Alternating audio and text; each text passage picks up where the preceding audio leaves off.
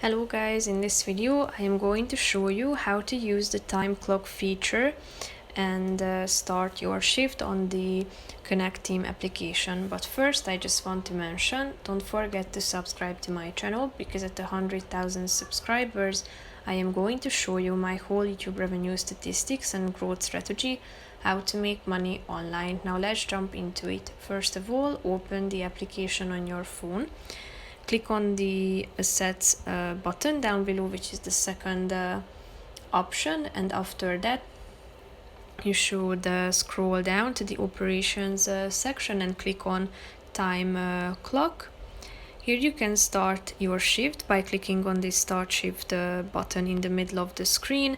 Here you should select a job, tap on it, and your shift has been started, as you can see.